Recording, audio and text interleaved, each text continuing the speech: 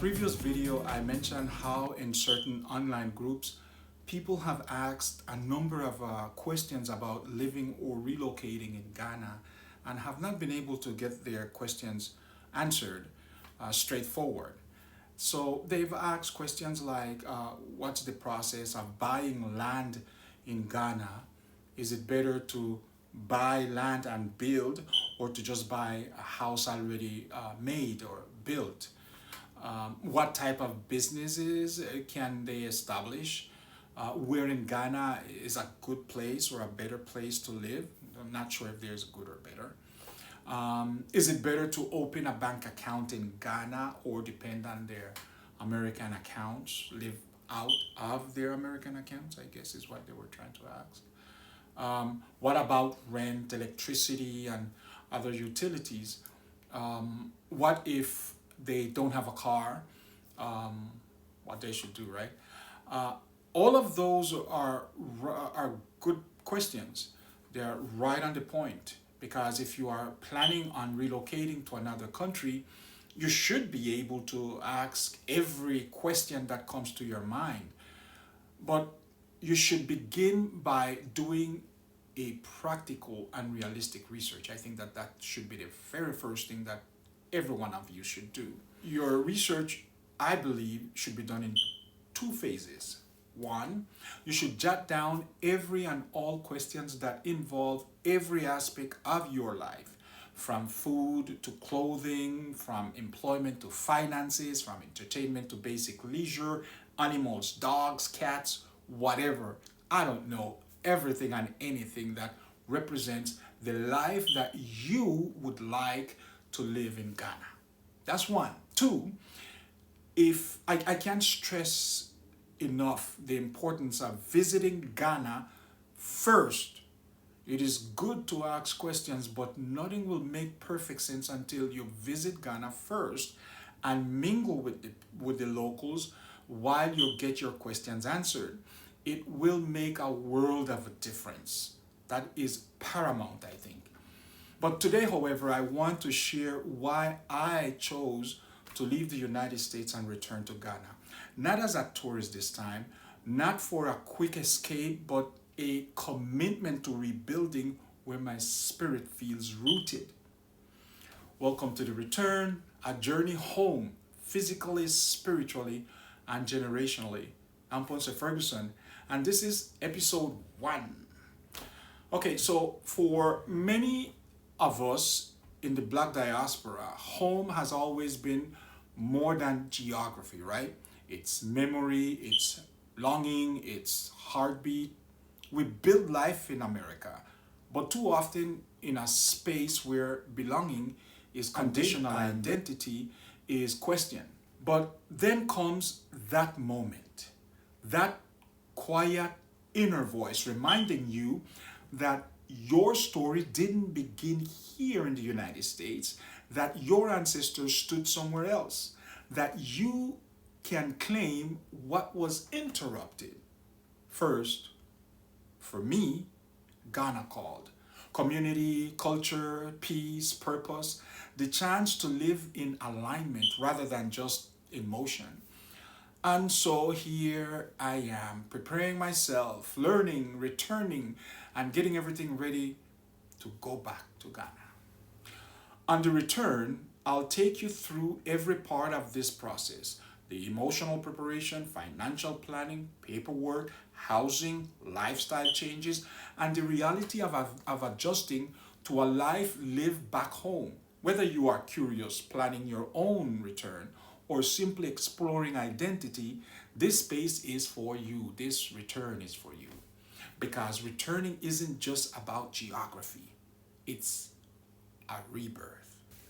Now, having said all of that, before getting into the nitty-gritty of it all, before answering all of those questions and more, I'd like to take some time and talk about something most folks don't like to talk about.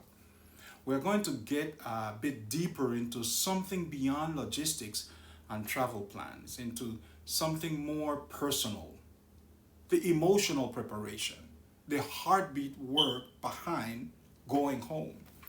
Because before the packing, before the plane ticket, before standing on new soil, there is a shift that happened inside of us, inside of you. A moment when the life you've known no longer feels like the life you are meant to stay in. For me, for example, that moment wasn't loud, it wasn't dramatic, it was very quiet, like a whisper from my spirit saying, it's time. But here's the truth most people also don't want to talk about. Leaving isn't always easy. Even when you are going somewhere your soul recognizes.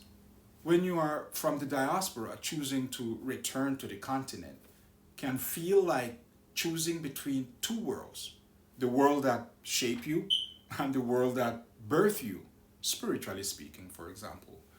America gave me lessons, opportunities, resilience, but not always belonging. Ghana offers identity, culture, and grounding, but also the unknown, right? And sitting between those two truths, that's where the emotional work begins. People think moving back is all excitement. Africa is calling, new start, this and that and the other. But there's also grief. You grieve routines, you grieve familiar streets, you grieve a version of yourself you are leaving behind. Not because you love the struggle, but because even struggle becomes familiar and growth demands release, and release is emotional work. But let's be for real. Returning takes courage, right? Going back all the way to the continent takes courage. There's fear. Will I fit in? Will people understand me? What if it all doesn't work? What if it doesn't go perfectly like I expect it to be? But then there is faith. Faith is lineage. Faith is purpose. Faith is your future self. Moving isn't just a physical move. It's a declaration. I choose myself, for example. I choose my peace. I choose my roots. And that's important. So here are a few things that grounded me. Journaling. Journaling my feelings. Naming emotions makes them less heavy. It is important to release yourself of all of the stress that all this relocation will or might cause. Speaking to others who return, so that community gives clarity and confidence. Just don't be an island to yourself. Letting myself be excited and nervous. Both emotions can coexist. It is good. That there's nothing wrong with that. Remembering my why. Why did I decide to relocate? When doubts visits, purpose answers. Don't forget that. When doubt visits, purpose answers. If you are thinking about your own return, remember this. Before you move your body, you move your heart. Before you change your location, you shift your identity. This journey is not just a relocation, it's a reclamation. Thank you for listening to this first episode. And on our next episode, we will get into the nitty gritty.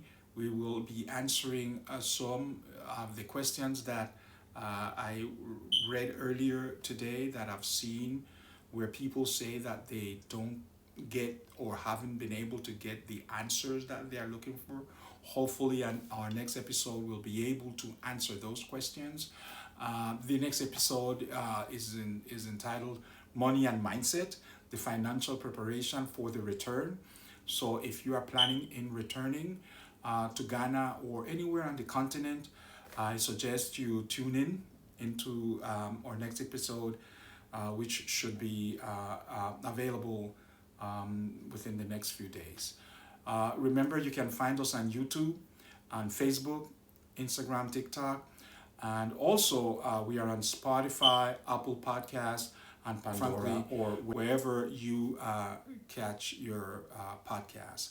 Once again, thank you for being here. I'm Ponce Ferguson.